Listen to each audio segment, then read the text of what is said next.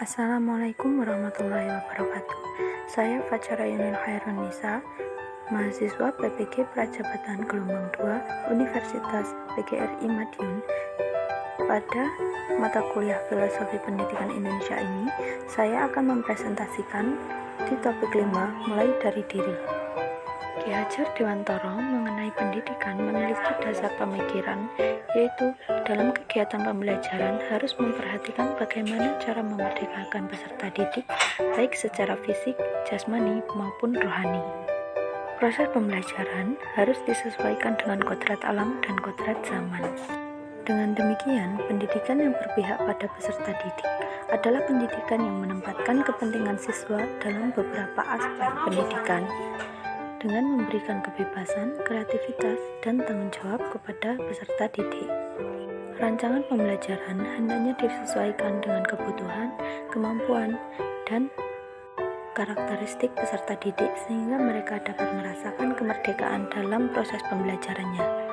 Dalam pembelajaran, peserta didik dibimbing untuk dapat berperan aktif dalam mencari, menemukan, mengemukakan, dan membuat kesimpulan mengenai apa yang sedang dipelajari, sedang guru hanya bertindak sebagai fasilitator dalam membimbing dan mengarahkan peserta didik selama pembelajaran berlangsung.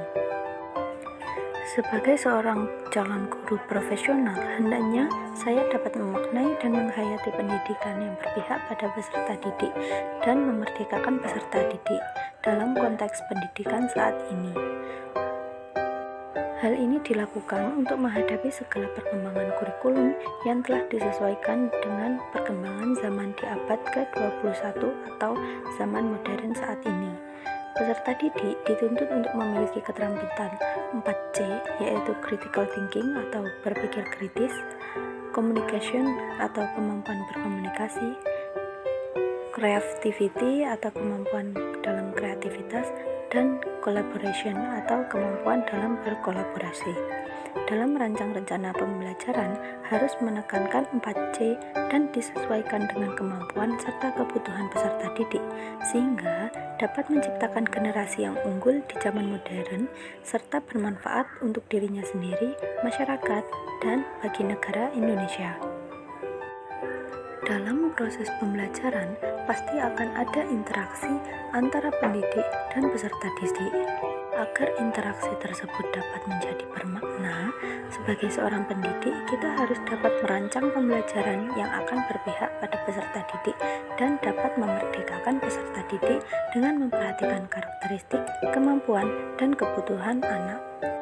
Seorang pendidik harus mampu menciptakan suasana kelas yang dapat bermakna bagi anak sehingga mereka dapat merasakan kemerdekaan dalam belajar. Peserta didik dibimbing untuk dapat berpikir kritis, kreatif, dapat berkomunikasi, dan berkolaborasi dengan cara yang menyenangkan dan membekas dalam diri peserta didik, sehingga mereka akan siap untuk terjun di masyarakat dengan kemampuan yang telah diasah dan sesuai dengan segala perubahan zaman saat ini. Sekian presentasi dari saya.